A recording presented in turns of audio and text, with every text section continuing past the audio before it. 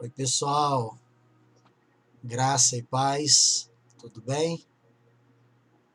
Quero que vocês saibam que esse tempinho que nós temos tido aqui semanalmente, ele tem sido um tempo muito bom para mim, tem me incentivado a me debruçar diante da palavra, buscar o Senhor, tem me incentivado a crescer no meu relacionamento com Deus, na minha busca pelas coisas espirituais. Esses dias eu até andei postando aí na internet a respeito disso, a respeito da nossa necessidade constante de sermos verdadeiramente seres voltados para as coisas do mundo espirituais.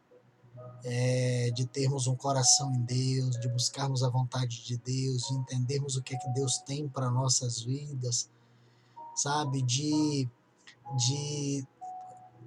crescermos no nosso relacionamento, na intimidade com Deus, de olharmos para as coisas do alto, de colocarmos os nossos corações nessas coisas. E eu quero que vocês saibam que para mim não tem sido pesado esse tempo, essa minha responsabilidade de estar aqui toda semana trazendo uma palavra, compartilhando alguma coisa com vocês, mas tem tornado a minha vida mais deliciosa, sabe? Não que eu não tivesse prática de fazer essas coisas, mas é que eu não tinha a responsabilidade de toda semana eu ter que estar trazendo uma palavra numa live. Mas quero que vocês saibam que para mim tem sido muito, muito bom. Bom, dito isso, vamos lá para o nosso tempinho de hoje. Hoje eu queria compartilhar com vocês o que eu chamo de uma palavra profética. E esses dias eu tenho brincado com alguns irmãos, porque eu tenho dito que, apesar de conhecer qual é o meu chamado, nós temos trabalhado muito sobre o ministério quíntuplo, que está lá descrito no livro de Efésios, e Paulo fala ali para a igreja em Éfeso que o ministério ele tem, na verdade, 5 pontos, né? Diz que ele mesmo concedeu, ele escolheu, ele selecionou uns para serem apóstolos, outros para serem profetas, outros para serem evangelistas e outros para serem pastores e mestres. Então nós temos ali um ministério que, apesar de ser um ministério quíntuplo, mas ele é um ministério formado por 4 pessoas, porque o pastor, quando diz pastores e mestres, na verdade é um pastor que seja mestre. E apesar de entender o meu chamado, mas esses dias o Senhor tem me enchido de uma coisa que eu tenho chamado de veia profética, né? Eu tenho brincado com alguns irmãos a respeito disso. Não que eu me considere, mas é que eu acho que nós precisamos desenvolver essa característica, essa veia profética em nossas vidas, de buscarmos entender em Deus o que Deus tem para nós, qual é a direção que Deus tem para a igreja, o que Deus está falando nos últimos tempos, nos últimos dias, como a palavra diz lá em Apocalipse, escutar o que o Espírito está dizendo à igreja. E nós precisamos isso, não apenas escutar o que o Espírito está dizendo à igreja, mas discernir qual é a direção e qual é a vontade, qual é o querer de Deus para essa geração. Aí eu tenho brincado para os irmãos, tenho dito que há uma veia profética, né? Uma veia profética que dilatando, pulsando, e eu tenho buscado entender isso. Eu queria começar hoje com vocês lendo Mateus capítulo 9, versículos 16 e 17. Então vamos lá, Mateus 9, versículos 16 e 17. Ele diz assim: ninguém põe remendo de pano novo em vestido velho, porque semelhante remendo tira parte do vestido e faz-se maior a rotura, e não se deita vinho novo em odres velhos. Do contrário, se rebentam, derramam-se o vinho, e os odres se perdem. Mas deitam-se vinho novos em odres novos, e assim ambos se conservam. Esse texto, quando ele é lido na versão da Bíblia Viva, ele ganha uma outra característica, uma outra cara, porque a gente começa a entender um pouco o que Jesus estava dizendo. Mas na Bíblia Viva, esse texto ele fica assim: e quem remendaria uma roupa velha com tecido novo? Porque o remendo rasgaria a roupa e tornaria o buraco ainda pior. E quem usaria odres velhos para guardar vinho novo? Pois os odres velhos arrebentariam com a pressão, o vinho se derramaria e os odres se estragariam. Para guardar vinho novo, só pode ser usado odres novos. Desta maneira, ambos serão conservados juntos. Que lindo, né? Que lindo. Muito mais claro quando ele diz isso. O que nós precisamos aprender com isso? É entender esse momento em que nós estamos vivendo. Nós precisamos entender isso. E eu diria para vocês ainda um pouquinho mais. Eu diria que nós precisamos interpretar o tempo em que nós estamos vivendo, sabe? Interpretar. Um texto que nós poderíamos usar para isso seria Mateus capítulo 16, versículo 2. Vamos pegar lá Mateus 16, 2, para a gente conseguir entender um pouco isso. Vamos lá, Mateus 16, 2. Ele diz assim: mas ele respondeu e disse-lhes: ao cair da tarde, vocês dizem, haverá bom tempo, porque o céu está avermelhado. E pela manhã, vocês dizem, hoje haverá tempestade, porque o céu está um vermelho escuro. Ora, vocês sabem discernir o aspecto dos céus e não sabem discernir o sinal dos tempos? Amados, a veia profética que eu tenho buscado entender em Deus é uma veia pulsando forte nesses últimos dias. É o entendimento de que todos nós, principalmente os pastores, os que estão à frente da obra, aqueles que estão envolvidos com as coisas de Deus, os líderes, os que cuidam de vidas, os pais de famílias, as mulheres que oram, nós precisamos começar a interpretar aquilo que o Espírito está dizendo para a igreja. Eu tenho buscado essa prática de todas as vezes que me encontrar com os irmãos, eu perguntar isso para eles. O que o Senhor, o que o Espírito está falando conosco nesses últimos dias? Deus tem falado, amados, muitas coisas conosco nesses últimos dias. E uma coisa que nós precisamos entender é assim, qual é a interpretação que nós precisamos ter de todas essas coisas que o Senhor está falando, de tudo que Ele está trazendo, entendem? Eu não sei se eu estou me fazendo entendido, mas nós somos a última geração antes da volta de Jesus.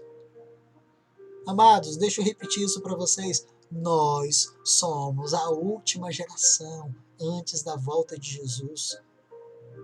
Todo momento, ele é histórico. Quando a gente fala da história, todo momento é histórico. Agora, quem faz do momento ele ser relevante ou não, somos nós. Nós é que vamos tornar esse momento relevante. Nós é que vamos tornar a nossa vida relevante na história. Nós precisamos entender isso, amado. O momento que nós estamos vivendo é um momento histórico, porque nós somos a última geração antes da volta de Jesus. Está acontecendo alguma coisa. Deus está falando coisas. Há um movimento global, mundial. O Espírito Santo está se manifestando. Nós precisamos começar a entender, interpretar a manifestação do Espírito Santo nessas pequenas coisas que estão acontecendo. Há uma forma de meditação que ela é negligenciada pela igreja moderna. A nossa igreja que eu falo, a igreja desse momento, que está no mundo inteiro, né? Eu tenho aprendido a chamar essa nossa geração de uma geração Nescafé. Por que uma geração Nescafé, Paulo? É porque nós somos uma geração instantânea. Nós queremos tudo para agora, nós queremos tudo para hoje. Nós somos uma geração que não aceitamos um não. Nós somos uma geração que temos dificuldade de levar tempos orando. Esses dias eu tive o privilégio, a alegria,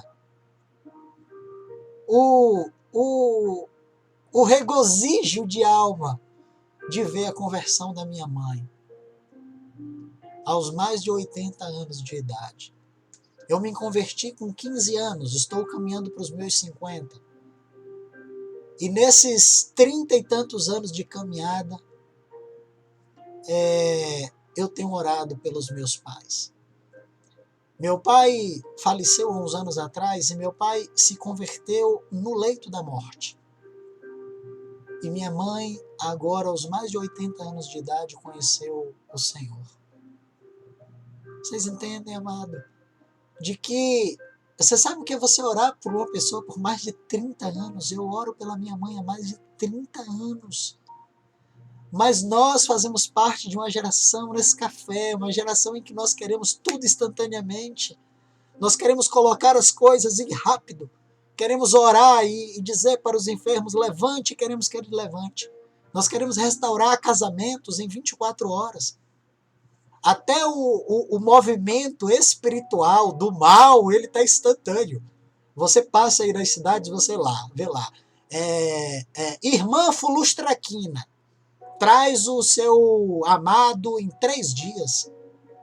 Gente, até os demônios estão trabalhando com rapidez. Nós somos uma geração instantânea, uma geração que não aguenta esperar. E por não aguentar esperar, a gente não consegue interpretar o momento, interpretar o que está acontecendo. Nós negligenciamos uma forma de meditação que eu poderia dizer que é você meditar sobre os acontecimentos do tempo, da atualidade, e você buscar perceber o que Deus está falando. Amados, Deus está falando com o movimento das peças, com os políticos que são eleitos, com as doenças que aparecem, com o movimento dos mares, com a temperatura da terra. Deus fala. Mas a nossa geração, ela é uma geração tão instantânea que nós perdemos a oportunidade, nós negligenciamos esse tipo de meditação, de você conseguir entender o que Deus está querendo falar. E nós temos uma obrigação espiritual de penetrar o significado interior desses acontecimentos, dessas pressões políticas, entendeu? Não para nós adquirirmos poder e sabedoria, mas para nós obtermos uma perspectiva profética, amados, de nós entendermos o que o Espírito está falando para a igreja. Esta forma de meditação, né, os mais antigos diziam que ela é feita com a Bíblia em uma das mãos e o jornal do dia na outra mão. Para você conseguir ver os acontecimentos do jornal do dia, você olhar para a Bíblia e você buscar entender, levar esses eventos à presença de Deus, para pedir uma visão profética, para discernir o rumo que a sociedade, que o mundo, que o planeta, que a nossa família, que a nossa cidade, que tudo está tomando.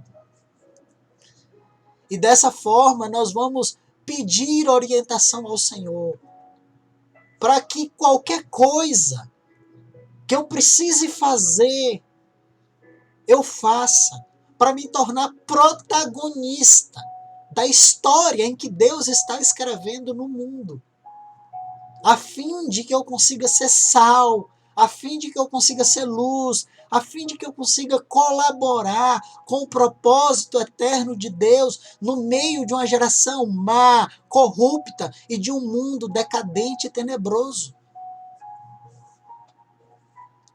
E Jesus diz que quando chegar no final dos tempos em que ele vier, ele vai encontrar uma sociedade não somente perdida, mas uma sociedade envolvida nelas mesmas, comprando, vendendo. Jesus diz assim, olha, da mesma forma como o Filho do Homem subiu, vocês vão ver ele descer. E de que forma foi que Jesus subiu? Ninguém estava esperando. De repente, Jesus se assuntou aos céus. E dessa mesma forma, amado, sem ninguém esperar, vai acontecer. E nós precisamos estar entendendo isso. Entendendo. E alguns chamam isso de intencionalidade. O que é a intencionalidade? É você fazer as coisas não porque você está sendo empurrado, mas porque você está sendo conduzido por Deus, uma direção de Deus. Você está entendendo o que está acontecendo. Vocês me entendem? A igreja moderna, ela sofre hoje de uma síndrome que eu chamo de síndrome do Zeca Pagodinho. Os irmãos riem quando eu conto isso, mas eu chamo de síndrome do Zeca Pagodinho. É a síndrome do deixa a vida me levar. E você vê a igreja envolvida nisso. A igreja sendo conduzida igual ao mundo, sendo conduzida, sendo levada, empurrada. Como se estivéssemos no metrô de São Paulo, né? Que você não consegue voltar para nenhum outro lugar, porque as pessoas estão lhe empurrando para frente. E você tem que seguir a multidão. Amados, a vida não pode nos levar, nós precisamos ser conduzidos pela revelação espiritual que nós temos em Deus. Por uma visão profética, por um chamado. E a igreja precisa ser protagonista neste mundo. Protagonista do plano de Deus, do projeto de Deus, participando ativamente das ações de Deus, trabalhando com intencionalidade, sem se deixar ser conduzida como se ela estivesse adormecida. A grande pergunta que eu tenho feito para muitos irmãos estudiosos, né? Irmãos que estão assim como eu, tentando buscar, entender, sabe, discernir esses últimos tempos. E a grande pergunta que eu tenho feito é: o que Deus quer nos ensinar com essa pandemia do coronavírus?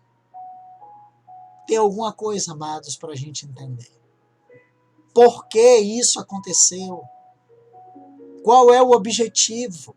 O que vamos aprender com isso? O que vai ser da igreja pós-pandemia? Qual é a importância que os cultos hollywoodianos têm para a vida da igreja? O que são os cultos hollywoodianos? Paulo, como você diz, aqueles cultos, sabe, com nada pode sair do script. Todo mundo bonitinho, todo mundo arrumadinho, as flores nos seus cântaros, a música perfeita, tudo ensaiado. O grupo de louvor que se encontrou durante a semana para ensaiar. E o pastor que ensaiou tudo, nada pode sair do lugar, até o timbre de voz ele é planejado. Qual a importância desse culto para a vida da igreja, amados?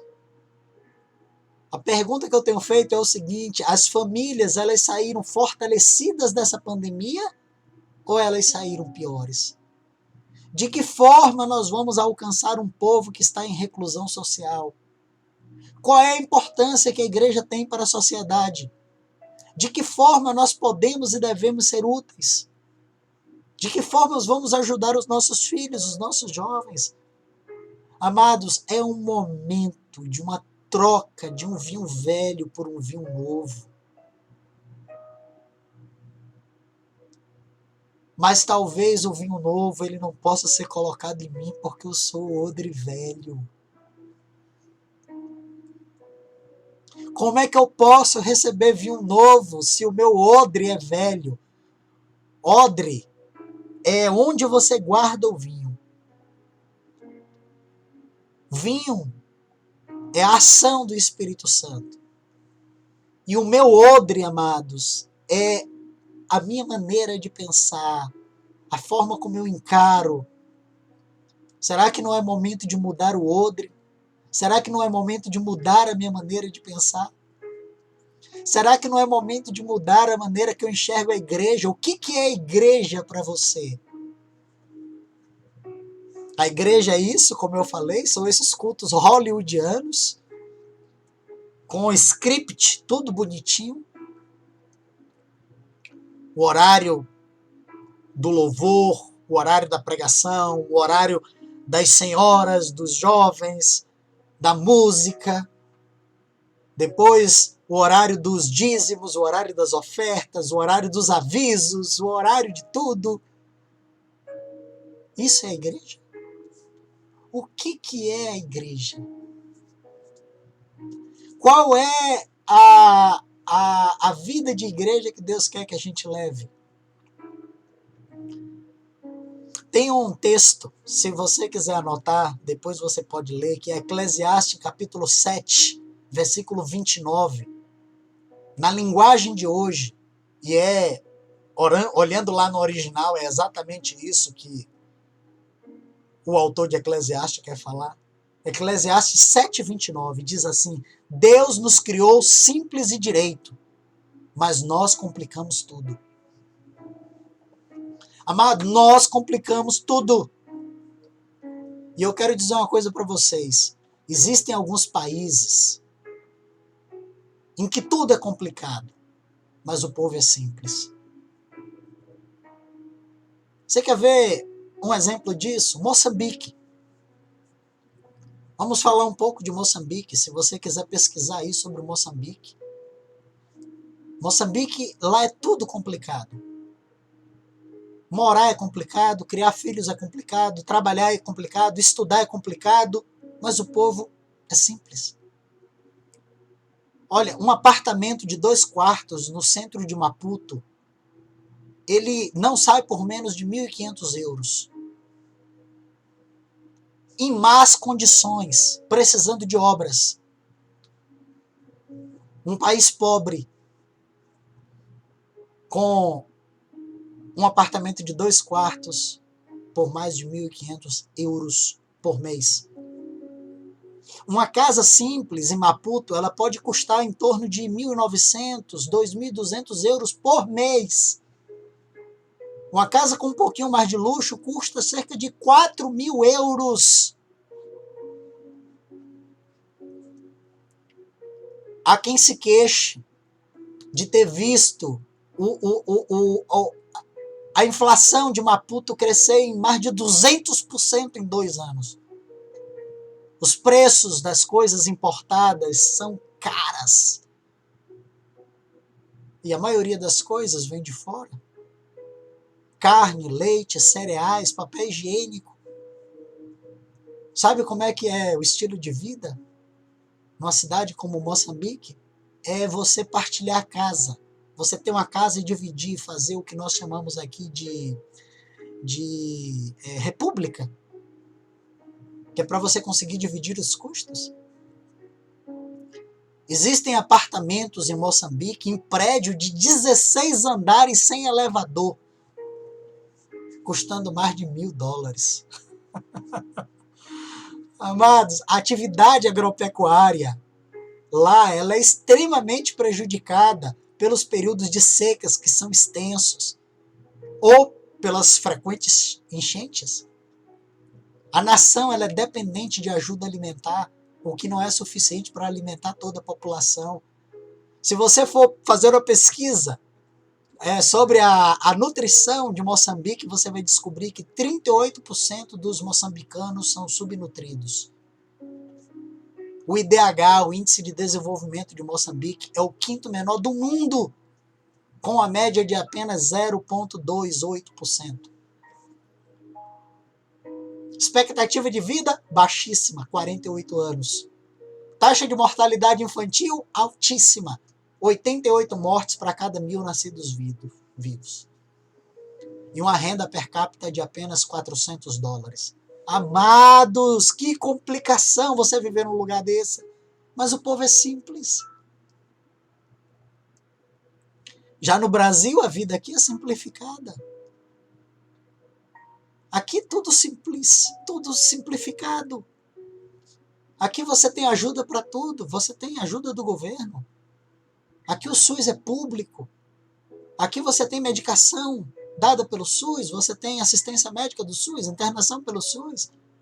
Muita gente recebe ajuda do governo para comprar pão, para comprar leite, para comprar material escolar. Terreno doado pelo governo, casa. Sabe? Mas se aqui as coisas são simples, diferente de Moçambique, onde que está a complicação? O povo é complicado. E não é só o povo, a igreja é complicada, os relacionamentos são complicados, as famílias são complicadas. Porque nós conseguimos complicar tudo isso, nós conseguimos fazer isso, nós temos esse poder de pegar coisas simples e complicar coisas simples. Você quer ver outro exemplo? China. Segundo um relatório sobre liberdade de expressão que foi feita pelo Departamento de Estado dos Estados Unidos, o governo chinês ele tem abusado, vou abrir aqui aspas, né? Está escrito assim no relatório. O governo chinês tem abusado fisicamente, detido, torturado, sentenciado à prisão e assediado grupos religiosos registrados e não registrados por conta das atividades relacionadas às suas crenças e práticas religiosas. Fecha aspas. Somente em 2017, somente em 2017 houve uma explosão de investidas do governo sobre a igreja. O governo chinês ele criou uma lei que ele regulamenta os grupos religiosos. Como? Aumentando o controle sobre os locais de culto, limitando construção, impondo multa de 300 mil yuan, que dá em torno de 150 mil reais, para quem realizar atividades religiosas não autorizadas. E o Brasil, amados, o que nós temos? Liberdade religiosa, para eu poder fazer minha live, para ninguém invadir minha casa, para eu não ser preso. Tenho liberdade, eu posso chegar no trabalho, eu posso me declarar cristão, posso andar na rua, eu posso pregar nos ônibus, eu posso pregar onde eu estiver, eu posso professar minha fé, eu posso disciplinar os meus filhos, eu posso governar minha casa. Nós somos um povo livre. Mas o que nós fazemos com essa liberdade que nós temos? Complicamos. A igreja brasileira é uma das igrejas que tem mais casos de escândalo e corrupção. Nós precisamos ter uma mentalidade profética para nós entendermos, para nós sabermos de onde nós viemos, onde nós estamos e aonde nós queremos chegar e qual é esse caminho que o Senhor está nos conduzindo, o que é que o Espírito está falando para a igreja. Onde que está o erro? Onde que nós precisamos mudar? O que que nós precisamos atentar? Vocês lembram da história da conversão de Pedro? É interessante a história da conversão de Pedro. Vamos ler lá em João, capítulo 1, verso 42. João 1, 42. André conhece Jesus. E aí André vai atrás de Pedro. André conheceu Jesus primeiro e vai pregar, vai chamar Pedro para conhecer Jesus. Diz assim, vamos lá conhecer. E João 1,42 diz assim, André trouxe Pedro para conhecer Jesus. E Jesus olhou fixamente para Pedro por um momento e depois disse, você é Simão. Amados, a primeira pergunta que eu fico me fazendo é assim, Pedro não sabia quem ele era? Será que Pedro sofria de algum transtorno mental? Pedro sofria de alguma dificuldade intelectual? Pedro tinha algum diminuição da sua capacidade intelectual, que ele não sabia quem ele era. Mas a palavra diz que Jesus olha fixamente para Pedro por um momento. E Jesus diz: você é Simão, filho de João. Mas a partir de hoje você será chamado Pedro, a pedra. Jesus está dizendo para Pedro: hoje você é isso, mas eu vou te levar a ser isso. Amados, isso é profético. A profecia não é você ficar adivinhando o futuro das pessoas, mas é você entender qual é o caminho, qual é o chamado, por onde que o Senhor quer conduzir. Profecia é isso. Profecia não é a gente ficar falando com voz cavernosa, dizendo: olha, oi, o Senhor, vosso Deus, digo. Não é isso, amados. Profecia é você saber de onde você veio, onde você está e para onde Deus está te levando. Profecia é você identificar a voz de Deus e você escutar o que o Espírito está dizendo para a igreja. E aí eu pergunto para você: o que o Espírito está dizendo para nós nesses últimos dias? Nós sabemos interpretar tempo e nós não sabemos interpretar os acontecimentos dos últimos dias? Nós conseguimos olhar para os céus e dizer: amanhã vai chover, amanhã vai fazer sol, e nós não conseguimos interpretar o que o Espírito Santo está dizendo. Amados, o que o Espírito Santo está falando conosco, com tudo isso que está acontecendo? Com o governo, com a saída de 14 anos de um governo socialista, e o estabelecimento de um novo governo,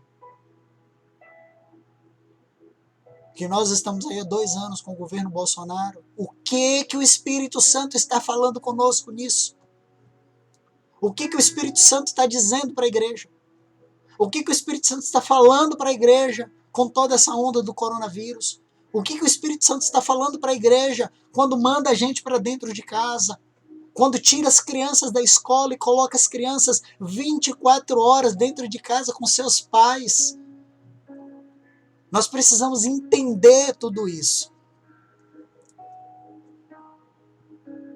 Tem 2 palavrinhas que fazem parte da vida da igreja. 2 palavrinhas que se chama revolução e reforma. E qual é a diferença entre revolução ou reforma? É que a revolução, ela muda a forma de fazer. E a reforma, ela muda a maneira de pensar, ela muda a essência, muda a forma de ser. Quando Lutero apresentou as teses que atingiram as bases do catolicismo, isso era reforma ou isso era revolução? Reforma, amados. Porque atingiu a maneira de pensar, não era a forma de fazer. A maneira de pensar, a maneira de entender. Por isso eu quero dizer uma coisa para vocês: a ida das igrejas para dentro de casa, ela não é uma revolução. Não pode ser uma revolução. Ela não é uma maneira de fazer, não é mudar a maneira de fazer, mas, amados, ela se trata de uma mudança de visão, de prática, de entendimento. Nós precisamos entender por que Deus nos colocou dentro de casa. Sabe o que eu percebi há uns dias atrás, agora, conversando com os irmãos que estão conosco?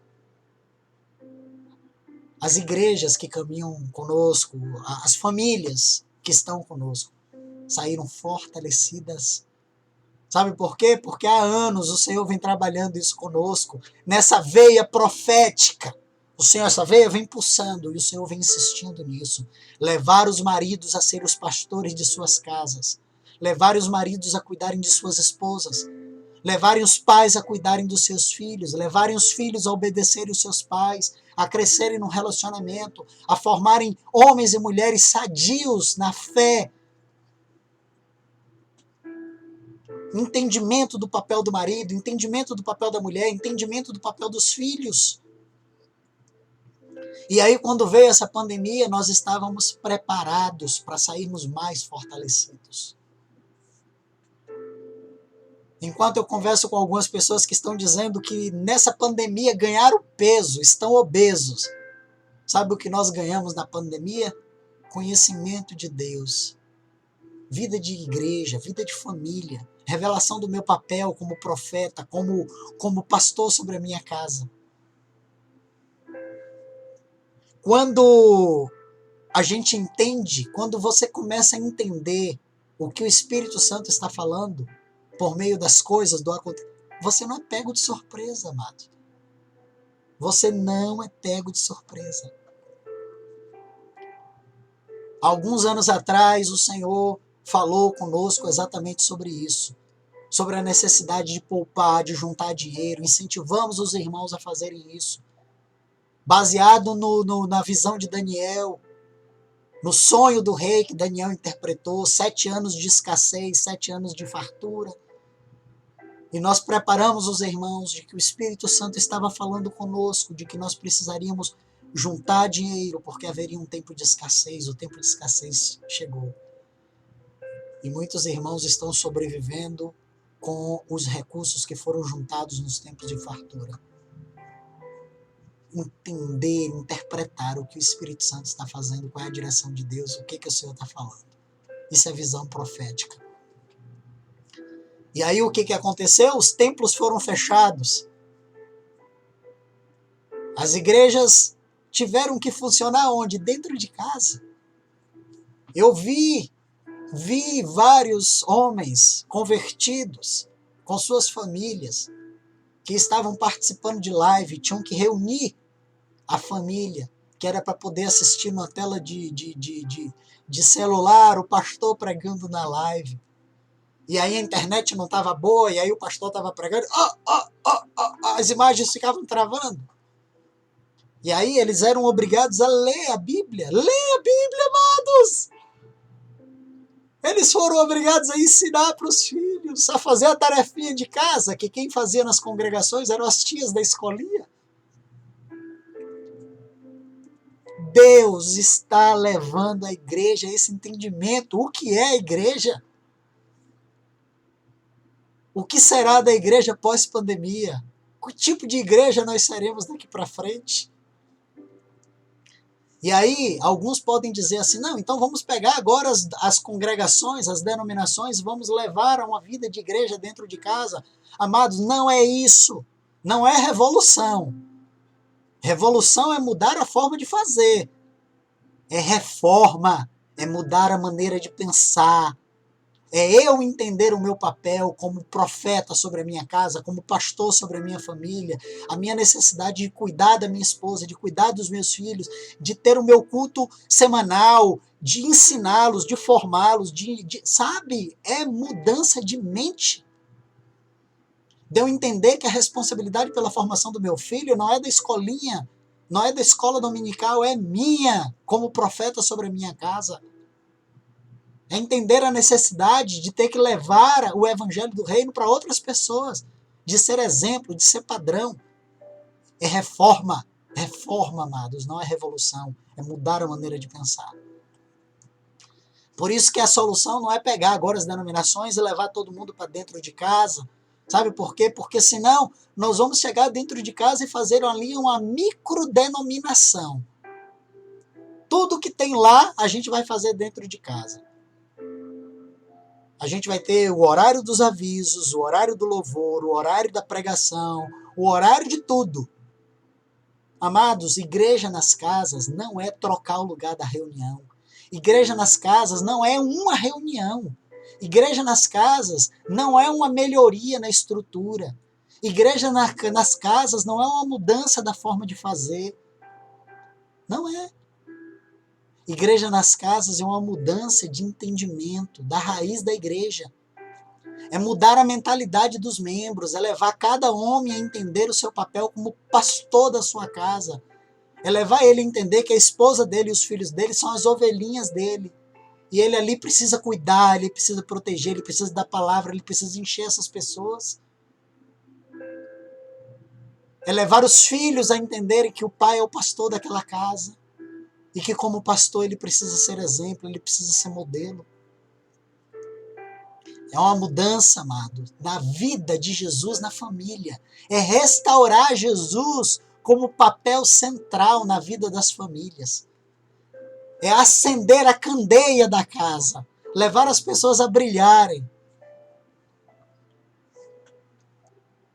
Por isso que eu digo que igreja não é o local de reunião dos irmãos, mas a igreja é a reunião dos irmãos em qualquer local.